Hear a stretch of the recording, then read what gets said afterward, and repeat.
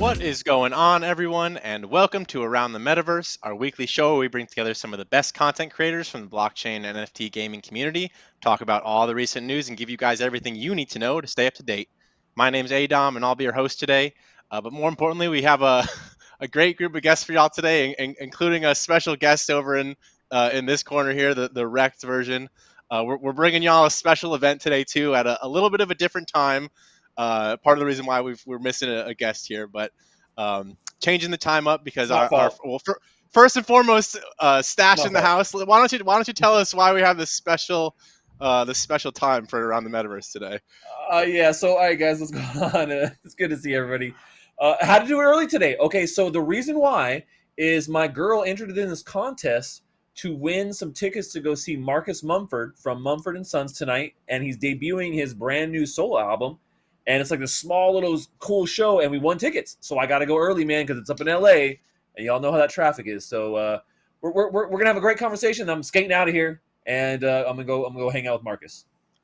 And while you're there, Stache, for all of you guys watching out there, make sure you talk to him about when his first music NFT is gonna drop. You gotta maybe get him on we gotta get him on the channel to talk about his NFT plans. But no, we got a couple new faces for the show today too, from some old friends of the channel actually. First we got CryptoBuffalo, co-host, or CEO and co-founder of Hard Fork Gaming. How's it going tonight, CryptoBuffalo? First time caller and long time watcher. Is great to be on the show. You guys crush it, and I'm very excited to chat with y'all today around the metaverse. We're happy to have you, man. Absolutely. Thanks for coming on. And last but certainly not least, another friend of the channel and someone you guys probably recognize from our friends over at Hit Network. We got Bryan, the co-host of the Meta Money Show. How you doing, man? Doing great, man. Happy to be here, you guys. Thanks for having me on. Even it's 5:30 on the East Coast, so it's more of a normal time for me. But I'm down to come on the 7 o'clock show too. Yeah, Or 4 p.m. show. I apologize. We haven't had you on sooner, Bryan. No, it's all good. We're always trying to bring on some new faces. So if you guys are watching out there too, we might be sending out a link pretty soon. If you are a content creator yourself and want to come on the show, we're going to be accepting open submissions for it pretty soon. So keep an eye out for that on Stache's socials. But we got a great show for y'all today. Let's get into the topics here. We're going to be talking about three kind of interesting stories. There isn't too much breaking news out there, but some stuff we should probably talk about as it pertains to the gaming realm. We're going to be talking about the problem with bots. We're going to be talking about an interesting and potentially big partnership with Axie Infinity. Maybe that might change the narrative around the game. Who knows? And then lastly, we're going to be talking about gaming in crypto in general, and if gaming is going to be what saves crypto. Because there's blood in the streets, and some of us, I think maybe there's a chance that the next bull market could be fueled by gaming, but we'll get into that too.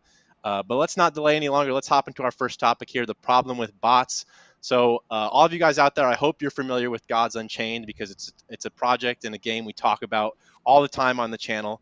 And if you are familiar but haven't seen recently, they actually just changed a ton of they just updated a bunch of their terms of service to prevent multi-accounting and improving their bot systems, because they just launched recently their daily play to earn, which is going to be bots would essentially be kind of a big issue when it comes to that. We've seen tons of games have daily play to earn systems that get absolutely wrecked with their token economy because it's just botted to shit. So hopefully Gods Unchained is going to be taking a step in the right direction, but I want to get your guys' opinions on the issue with bots in gaming in general, and especially when that comes to crypto games. So Stache, let me start with you. I mean, you've played Gods Unchained Gods Unchained all the time. I mean, what do you think is the potentially the most negative impact that bots could have on Gods Unchained new play to earn rewards, daily play to earn rewards? I mean, I think it's pretty much the same thing that would happen to like any game. The unique problem we have here in Web3 gaming is the fact that there's real world value in these games, and therefore people are more apt to try and scam somebody out of money or game the system or cheat to try and get an advantage and suck money from that system. And that's what we've seen with countless of these games. Like I could name tons of games out there that are great games, but they're just being botted to shit because they didn't have any of these protections in play from the get-go. It's a hard thing. I mean, it's a hard thing to combat in general, right? Like bot behavior is not an easy thing to combat, man. Even in traditional gaming, we see that happening a lot. And there's not even money on the line on some of these games. There's just people who are like cheating just so they can be the best or whatever. Like you're the best if you're a cheater. So that's why we see things like the anti-cheat that pops up here and is helping with that.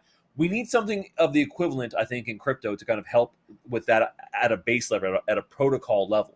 And that's a really hard thing to have. But I mean, Gods Unchained, I think, has made some changes here that make sense, are going to help to, we'll say keep the player base to being actual players, and then the money and rewards are going to actual people that are investing their time and their effort into playing the game, and not just jackasses that have been finding ways to like use bots or do things like multi-accounting or card or win trading or card sharing. Like clearly those things are not are not legit ways of doing it. But like, hey, well, the toss doesn't say it, and there's no thing that prevents me, so I'm just going to do it anyways and screw all the rest of these other people. Like they're out there and they're doing it and they're targeting crypto games, and it sucks. But I think Gods Unchained is in the right. I think that they're making good steps and strides to do that, and other games could probably take a little lead from them. Well, yeah, and I know we've seen Splinterlands 2 take some steps in a similar fashion throughout, the past several months. And it seems like bots continue to be a problem not only in crypto games, but I mean particularly in crypto games, but this is an issue we see in traditional games too, like you said. Buffalo, I mean, what's your opinion? Do you like? Why do you think people use bots to play these games? Like, what advantages are they trying to get out of using the bots in game? Well, back in the day when I used to play shooters and there were aim bots and wall hacks and all that crap, I always just thought, man, what a little person that they can't just win the right way. And there's those people that will draw a little mark so that they can snipe without the scope. And I'll be honest with you, I've only tried it here and there, maybe on late night drinking gaming nights and stuff. But to me, it's never been the way. I like games that are challenging and really make me actually have to solve that problem. A lot of people don't like that. But when you put money into the equation, there's going to be a lot more bots coming. And the problem with bots is they're a problem that are only getting smarter. And you also got artificial intelligence. So you start thinking about how bots are going to start to mimic what another player does. I think this is just the beginning of something that will never go away. Humans will always try to gain an advantage by doing something online that makes it easier, especially when you take profits inside of a game. So games really have to think about protecting themselves against bots and trying to find the most human way to play a game. But the other part of that is if you become so, you got to prove you're not a bot. I mean, how many times you guys get annoyed when you're trying to fill something out and do those whole bot things and choose which one's a road sign or a boat, and half the time never works, or the captcha's the worst for me. I can't even get a captcha done, so I guess I'm a bot. So I'm worried about how games might be over-regulated in that sense, but this is a thing. They're going to game the game, and there's always going to be a thing. So problem with bots is they're never going to go away, and we just have to try to be one step ahead of them. Imagine like a new game comes out and every, like you want to go buy a pickaxe from the marketplace or whatever, captcha. You want to speak to like the NPC and accept a new quest, captcha. Like, I mean, who knows, man? It's possible. But Bryan, let me get your opinion on this, man. So Gods Unchained recently, the changes that they've put in place have been to ban multi-accounting. So, only one person can have one account. And if they find, your IP or things like that is associated with multiple accounts, you get initially a slap on the wrist. If you do it again, you're permanently banned. They're also implementing a better system to track actual botnets as well as multi-accounting, and they're putting into place even a system that prevents card sharing. So, like, cards will essentially only be able to earn rewards for one account per day unless it's like legitimately traded on their marketplace, I believe. But do you think that these steps are like they're moving in the right direction with these steps? And do you think that Gods Unchained in general is moving in the right direction as one of the better TCG games in the crypto space? Okay, so I kind of have a big kind of macro take on this. So Gods Unchained, yeah, they're doing the right things, but is it too late? Do companies like Gods Unchained and others need to focus on this sooner? Because what happens and what I'm worried about is transparency of how much bot accounts are raking in and what they're actually doing, because there's none of that really. There's no way to really see that. And that's why some of this stuff it tanks down, is they're just focused on launching a good product, taking care of their community, being involved in the community, and they're not really sharing like, oh yeah, there's like thousands of bots over here that we can't stop, and they keep getting created, and there's no one's really able to know. And so that's kind of the problem we're seeing in this space right now, heavily because it's crypto and gaming, and there's money and incentives involved, and that's, maybe why people are scared to enter the space as well, because they know that there's people out there preying. I mean, basically, if you're botting, you're preying on everybody else in the community. You're just a Yep. bad actor and a bad character, and they don't know how many of those people are out there, and that's scary, because you could have like a really good project with really good fundamentals, with a really good roadmap, and it's getting bought to shit, like Stache said. And that's just what's gonna happen. So yes, they're doing the right things, but is it a little too late? And here's another thing: they need to make examples of people early on. There needs to be like action taken, and then people, like, oh, my account was banned, and so, oh, I guess, well, it's not multi-account anymore. So I don't know. But that's my take on it. I just wish that we could, see a little more transparency with all these companies, and how bad they're getting attacked.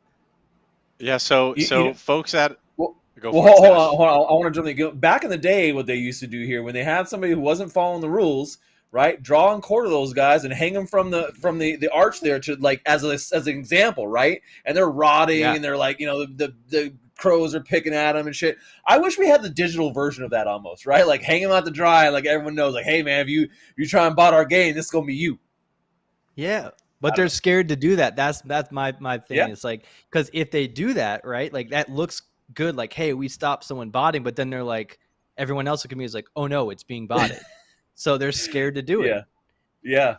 No, and you know But what no, I will say though about Gods Unchained is, they just the good thing is they actually had pretty good timing with this, because they weren't doing like a daily play to earn thing really. Like they were doing events here and there, but they just launched their like daily play to earn. So this kind of coupled with that, I think, makes sense. So whereas you're saying a lot of games, you're right, they don't address it right up front, and then it becomes, and then they're like, oh well, it's been a problem we know for like months, and now we're trying to do something. At least like Gods Unchained, I think slap that a they, band-aid on it.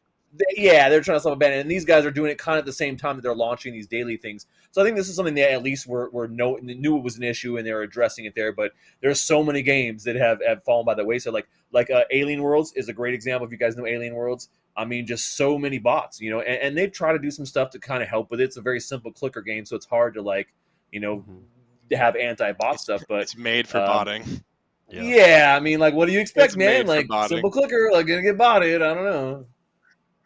No, I mean, so yeah, well, like Brian said too, man, they have to follow through on the expectation, right, or Yeah, their new terms of service. Like folks at IMX, what you gotta just drop the ban hammer, man. Start booting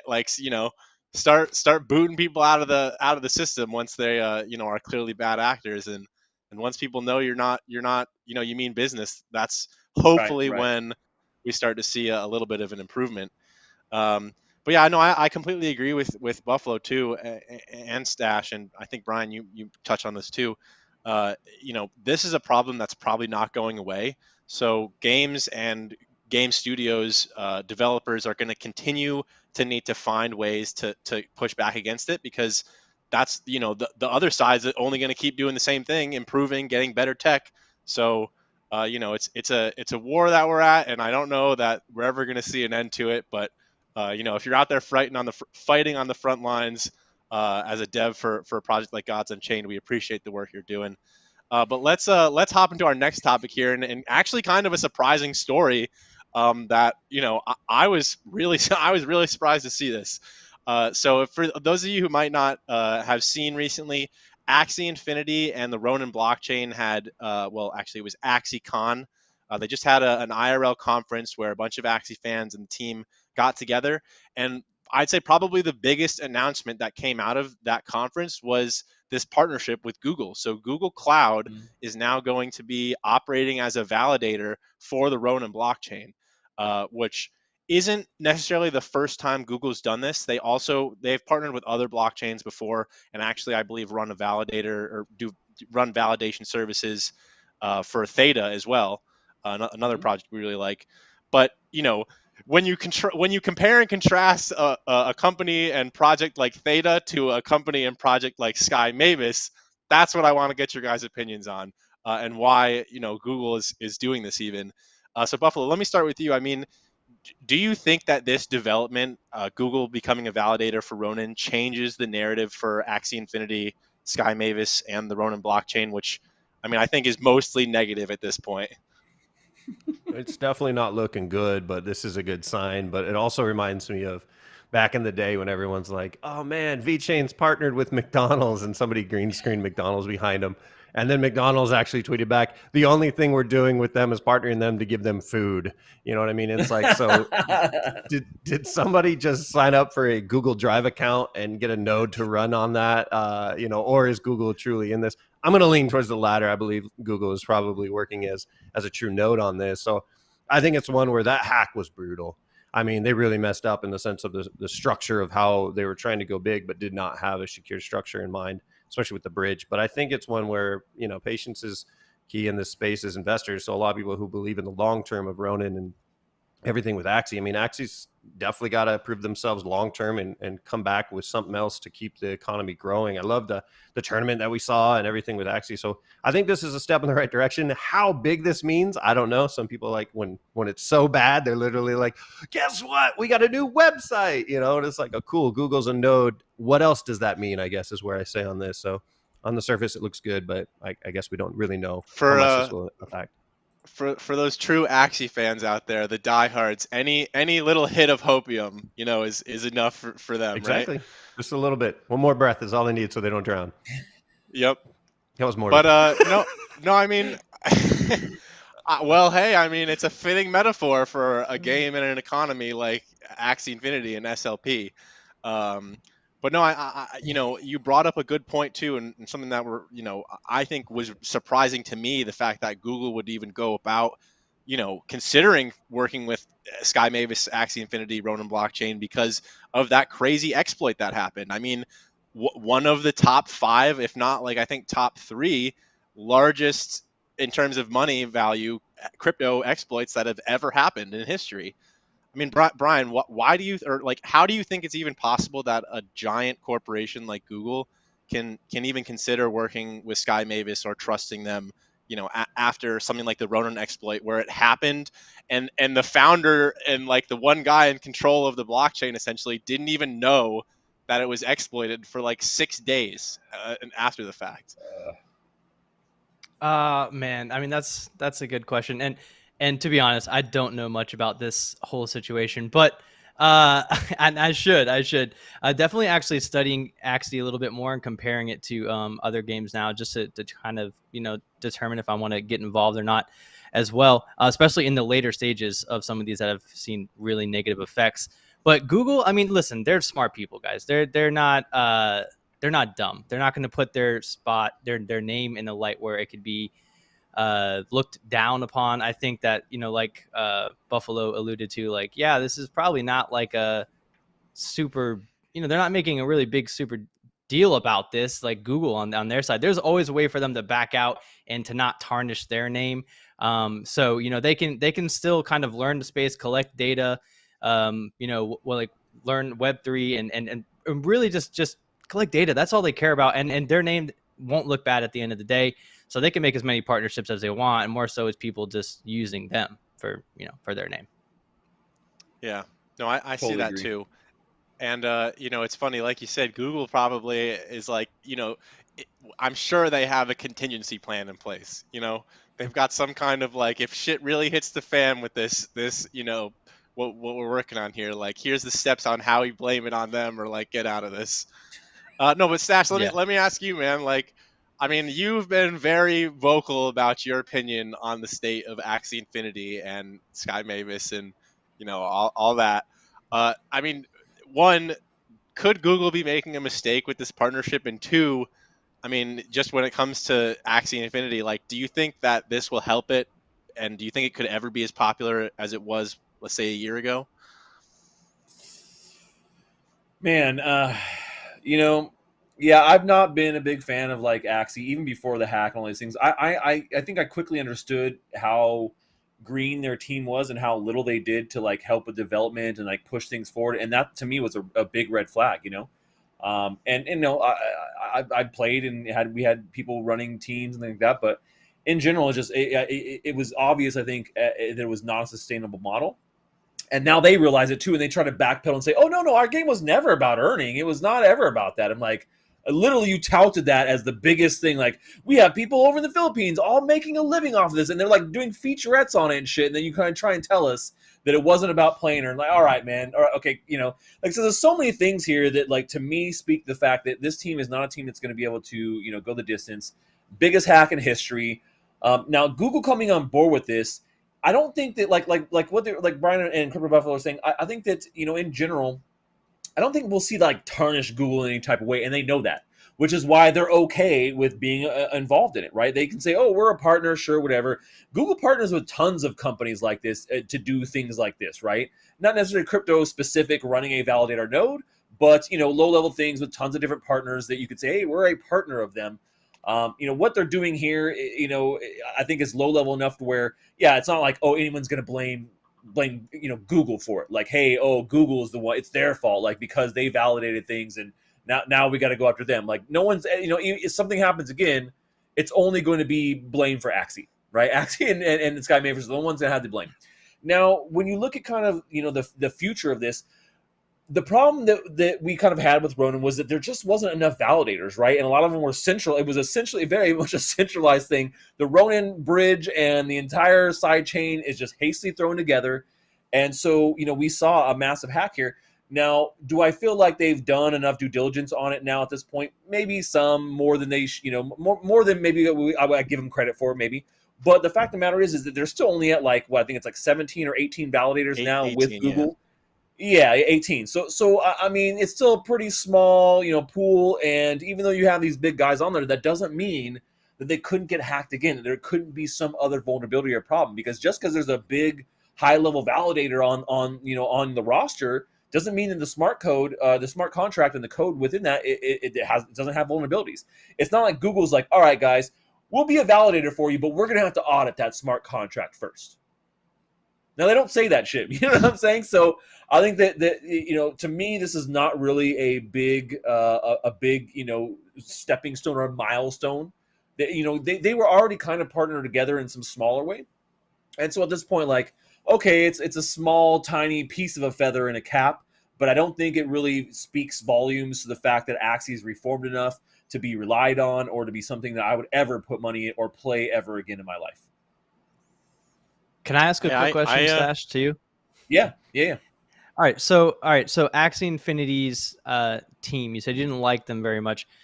Could they have learned from their mistakes from this? Do you think that they'll ever try to launch like another project? Could they be a launch pad with how big their community is for something else, or do you think it's just dead in the water?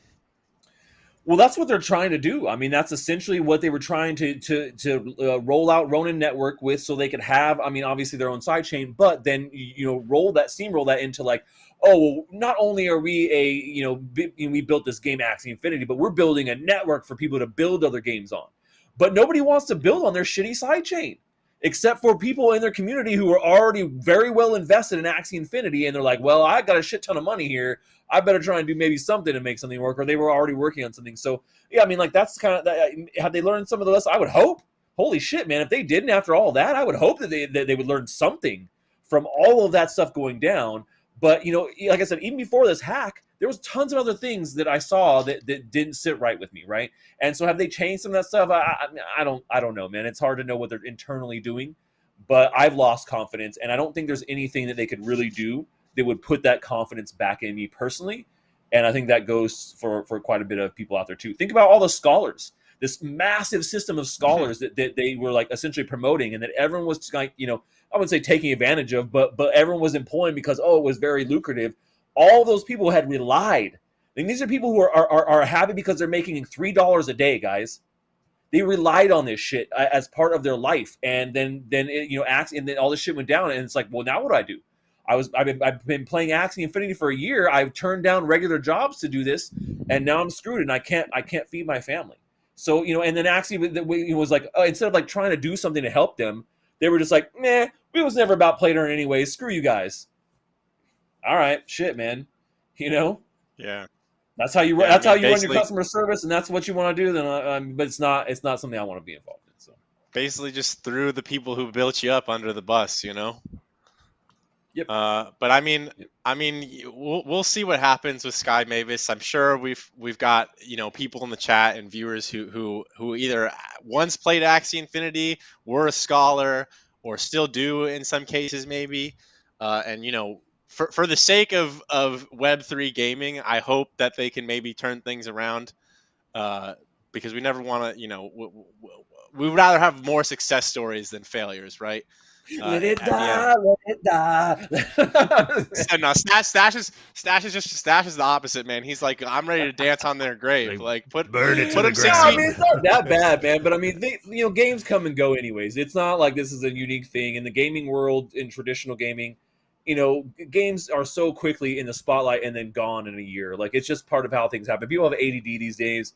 They don't stick with something. There's not many things that people stick with in long term. We've seen some games that have lasted the test of time, but most of them just don't. Sad truth. But yeah, and I mean that's a good point you make, and kind of a good segue into the next topic here, and our last topic. And it's true that games will no game is going to last forever, but gaming itself is. I think gaming is going to be here. Like Yes. people have played games for centuries, whether or not before technology people played non-video games, but now we've got screens and computers to make that experience a whole lot more fun. And as it turns out, a recent statistic just came out showing that even in this bear market, over half of all blockchain activity is driven in terms of daily active wallets or unique active wallets is driven from crypto games and not from things like DeFi and just like say Bitcoin, for example, just sending money or value across a network. Trading. I'd say almost all of the or over half of the activity is coming from games, and I expect that number to continue to increase as blockchain becomes more adopted. And as we all know, gaming continues just as a market to increase in size as well. I want to get your guys' opinions on why you think that is, why you think that gaming is what's kind of driving all of these crypto transactions, and if gaming is what's going to save crypto. Because I don't think it's a sure thing yet, to be honest. But I want to get your guys' opinions. Bryan, let me start with you. I mean, are you surprised that over 50% of blockchain activity is coming from gaming and Web3 gamers? I mean, to be honest, when I first saw the stat, I was like, wow. And that was like a couple weeks ago. It was like 60%. I was like, this is crazy. But no, I'm not surprised at all because, I mean, if you think about it, how many financial transactions are you going to make a day unless you're a day trader? But if you're a gamer and you open an app on your phone, you're going to make multiple transactions every single day. Just playing a blockchain game on my phone, for personal use, I'm making several transactions, and I'm like, okay, well, I mean, yeah, that makes perfect sense. Like, I'm not buying something every day or transferring to someone every single day. Now, as spending crypto becomes more popular in everyday life, like that, maybe that ratio could change a little bit. No one's really doing that right now. You're not like going and spending crypto at the store. If you bought multiple things in a day, but also there's other things that will level that off as well. But I think we can see this trend still continue to increase, especially now. I mean, gaming is one of the best applications to crypto and Web3 that like kind of just brings the everyday person in. It's one of the biggest industries in the world, so I think we'll see it rise. And I don't think you should be that surprised. I think several microtransactions a day because you're on your phone or online is normal. Yeah, and I think the market and statistics, like you said, reflect that. I mean, you use the word microtransaction, which in crypto is, I guess you could consider that microtransactions, but in the freemium model too, or specifically mobile gaming, microtransactions is what's driving like billions of dollars of revenue, and is literally a market bigger than console piece and PC games put together. So it's kind of a no-brainer, like you said, that this isn't a surprising figure here. But Buffalo, let me ask you. I mean, like when you think of the use cases for cryptocurrency and even more specifically NFTs, I mean, what would you say are like the best use cases for this technology when it comes to gaming? Honestly, too, I feel like gaming is one of those first wave utilities that it's a natural play in crypto to give the user the assets that they properly own. And so in a game, that's the best thing you can give is the user actually owns the assets. So if you're going on a quest that lasts you years in real life and you play the game constantly and at the end of those years you're done, you actually have assets. Now, do they hold value? That's the biggest thing our brains go to. How much is it worth? And does it go up, it goes down? Sustainability is a thing we can't figure out in gaming, and it's going to take a long time to figure out healthy ecosystems where the value actually is important. I think a lot of games, freemium ones right now, are going to be utilizing the blockchain and not even know it. But I think the use cases, I honestly feel like haven't been fully developed. Like we're barely even scraping the surface of what we can do besides allowing users to hold the assets. There's so many more things that can be integrated into the game or allow users to create elements that become tradable. That's what I love about open sandbox like economies, where the users suddenly start to create something that the creators had no idea would happen.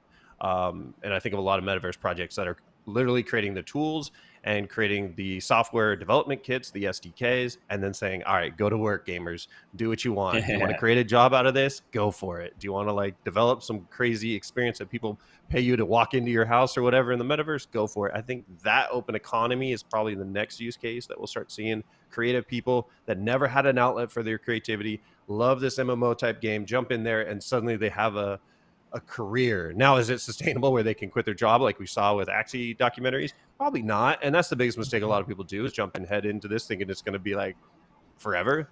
I think right now the use cases are so slim that besides holding the assets, I honestly can't give you another great one right now, but I am very excited for all of us tapping into our creative part of our brains to develop those over the next coming years. And I think it's just one of those, we just have to be patient and let games and those ecosystems developed in the games come out. And then let's see how the users, create in there and create the next Oasis, like in the Ready Player One. I really believe that is on the horizon in some way, shape, or form for a lot of games. I think the best thing a developer could do right now is to create tools for the users instead of boxing everyone into what they think they want to do. There's two sides to that, right? The open world game where you let the user do it, and then the journey the developers created for the gamer to experience. I think both sides can utilize NFTs and crypto, and I also think a lot of them are going to be doing it, and the user will never even know. So we're headed that way. No, and I think you bring up a great point too, and something that I don't think people think about enough is that like the way this progresses quickest is by developing, like you said, the tools that are going to enable more people to start to apply their creativity to these things in an easy way. And like we talk about it frequently on the channel and on this show, Epic Games and Unreal Engine 5, it's really, it's definitely an undertaking, but it's not impossible to go and teach yourself how to be proficient in that. And then there you go. You have a six-figure salaried job potentially, in working at a game development studio from learning the tools that Epic, basically an SDK that Epic built for you. But no, True. I think there's a ton of promise for where we're going, and I do think that gaming could save crypto. But Stache, I want to get your opinion on this too, because we haven't touched on the other side of this, where gaming could save crypto. In that most of people, I'd say a majority of gamers still today have a misconception about crypto, and oftentimes even hate it. Like they go out of their way to say like, oh, this is a scam, this is stupid, what's the point of this, they're just trying to get your money, etc. I mean, why do you think traditional gamers hate Web3 games so much? I mean, it's the same reason why anybody hates any change so much. It's built into us as humans. I mean, it's just we just don't necessarily like defaultly, genetically, we don't really like change. We like it because change is scary.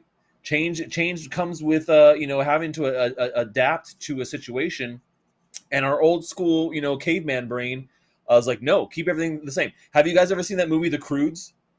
If you haven't seen Croods, then that's a great. It's like an animated film. I think it was from DreamWorks.